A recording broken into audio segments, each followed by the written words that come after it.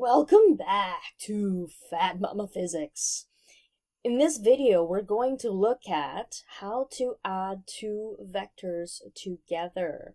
In the last video, we looked at how to break a vector down into its components. In this video, we're going to look at how to put them back together, as well as in what other cases where you might need to add two vectors.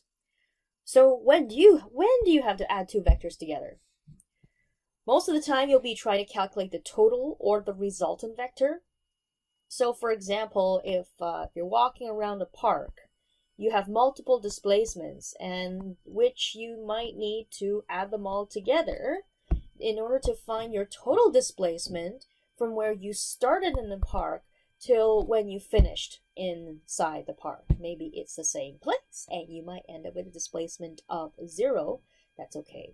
So that's an example where you have multiple vectors where you need to add together. Another scenario might be where you might have, say, wind.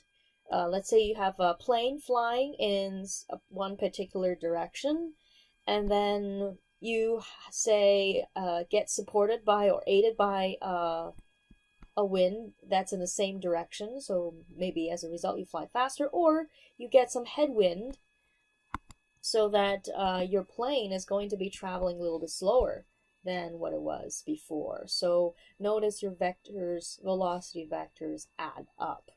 Very similarly, you might get that where you're instead going through air, you're going through water, you're swimming across water, and you are, say, experiencing some current. And as a result, you might be trying to go, you're trying to go across the river, the current's going downstream and you get washed up somewhere else, kind of idea. And of course, this can happen with wind. Wind might not be blowing along the same axes you're traveling. It might be blowing perpendicular to the direction you're traveling. So there are a few cases like that.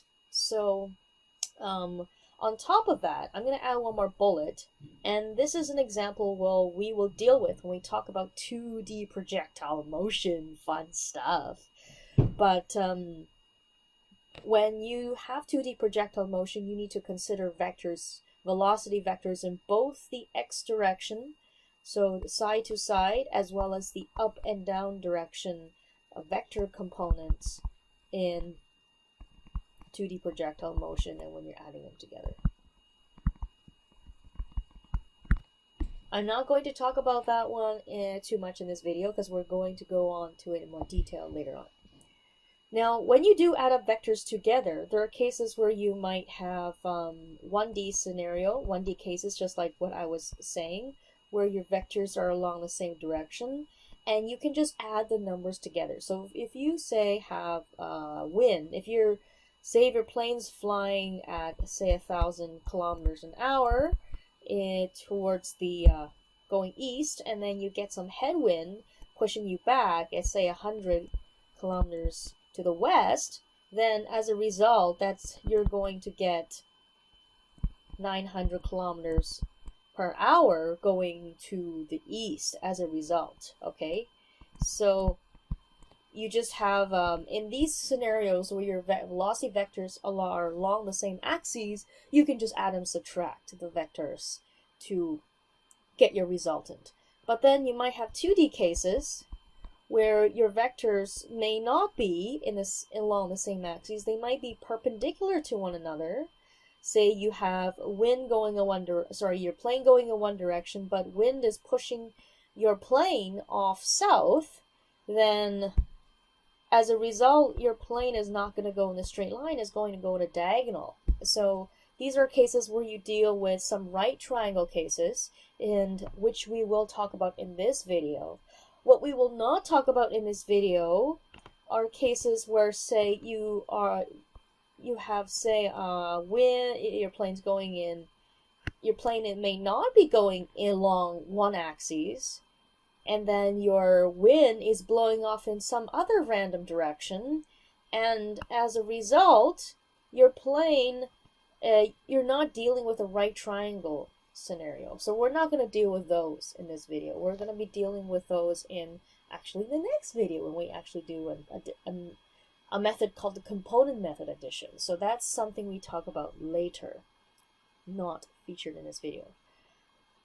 Now you might have noticed something that I've been doing in all of my vectors as I was adding them together, and that was me putting the vectors in a tip to tail fashion. And what that means is, as I add the vectors up, I start with my first vector, and then the tail of my second vector will touch the tip of my first vector.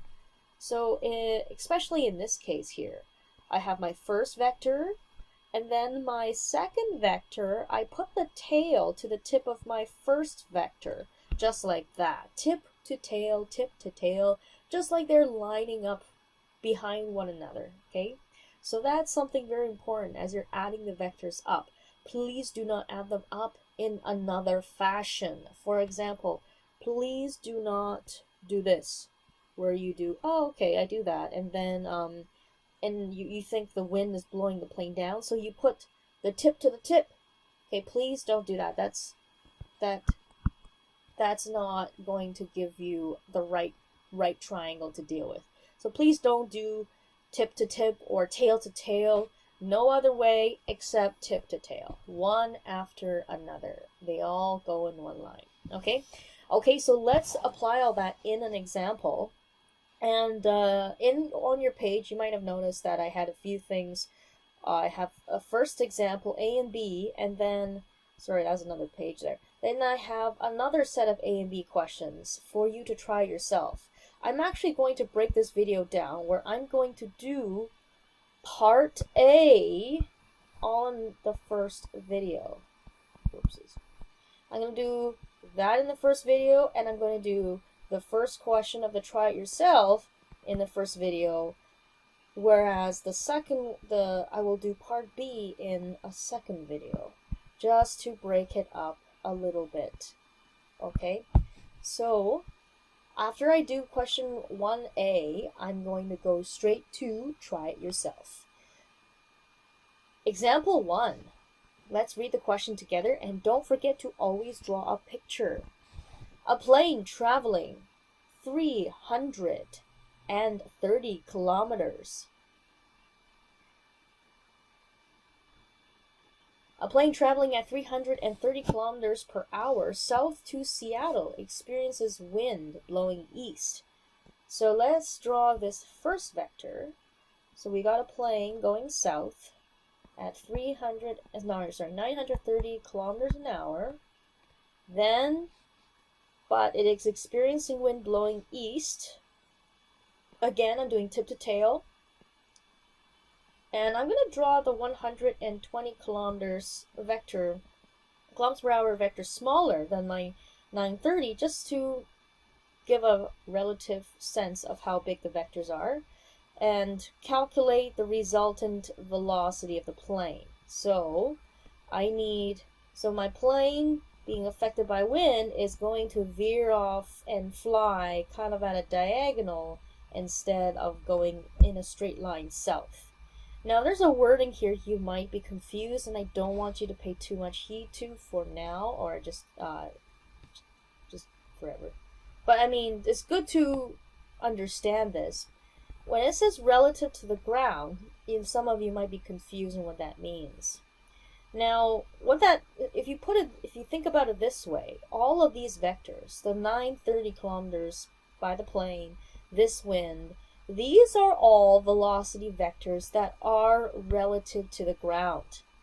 Imagine the ground, we kind of have to imagine the ground not moving, and the plane is moving relative to the ground at 930 kilometers per hour south. Same thing with the wind. Imagine you're a person standing on the ground and you're looking at the plane.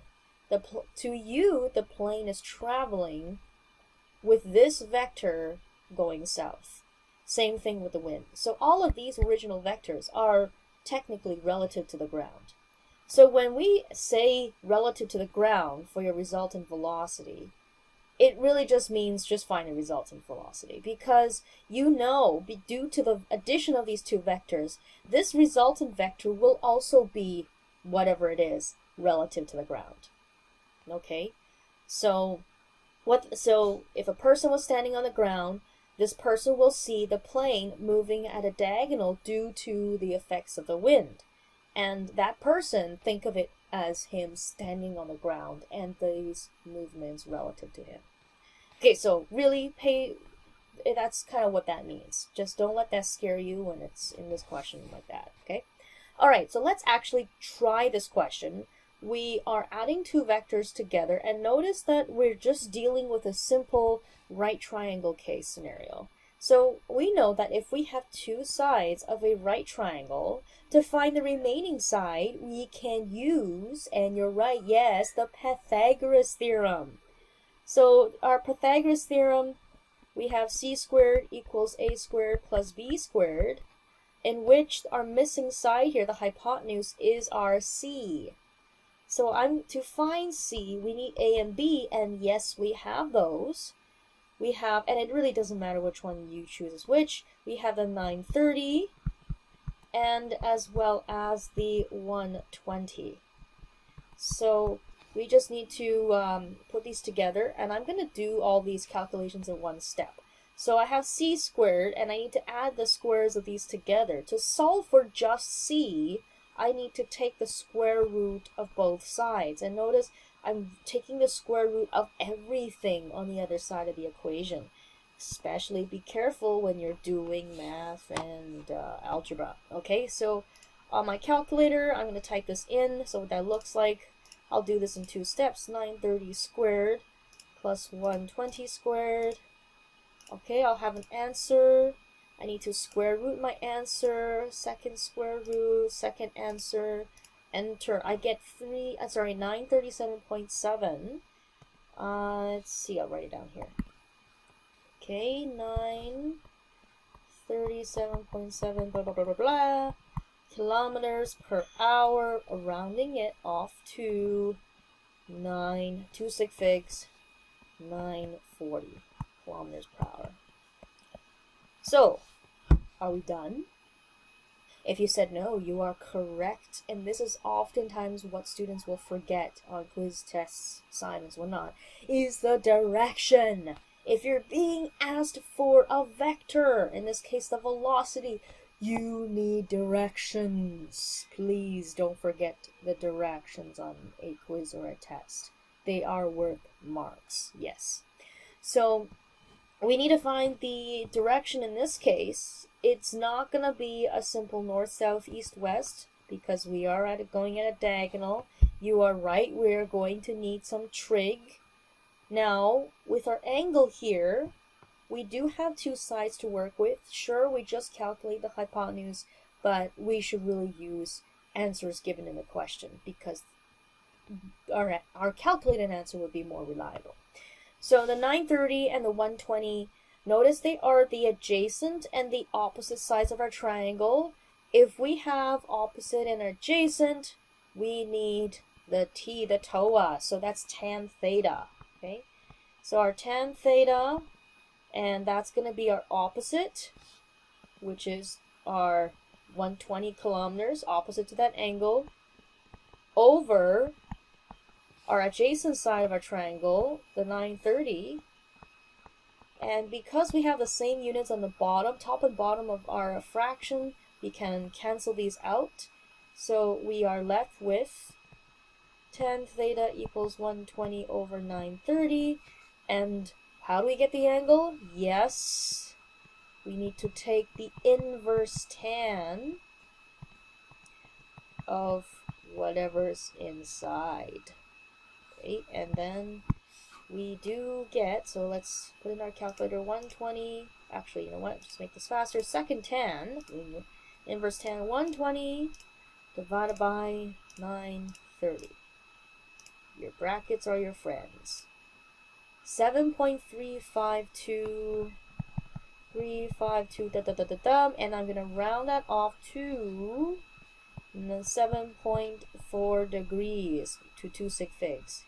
It's a terrible rounding because that's a 5, but we'll make do. Now, the second part, which is saying south and the east part, and notice we always have to be careful of this part here. So in this example, the plane, in our triangle, the arrows are pointing south and then we go east. So when we write it down, remember it's the flip, the opposite of what I just said. So not southeast, but east of south. East of south. Oops. Okay. Okay, so there we go. We got our two vectors, and we need to add them together. That's how we do that. Okay. So I'd like you to try the example by yourself. So I'm going to scroll all the way down to the bottom here. To try it yourself with poor Luke swimming across the river. And you know what I'll do? I am going to draw the picture for you so you know exactly what is happening. Although you're not going to get that help on because your test, you should really try it yourself. Okay, so if you can't do it yourself, you should probably do it now before I spoil it for you. Anyhow, you have poor Luke who is swimming north across the river. So that's his vector right there. He has a velocity of 0.83 meters per second swimming across the river. Now he is fighting a current moving west this time. So west going in this direction, 0.50 meters per second as our current. Calculate Luke's resultant velocity relative to the shore. And again, when I talked about the relative part to the ground in our previous example, this is, imagine you have a person standing by the riverbank and looking at the whole Luke shenanigan. So you have Luke trying to go across the river, which of course the swimmer would see him going north, but the swimmer also sees the current moving towards the west. So what is Luke's resultant velocity? This is a good time to pause the video for you to try to question yourself.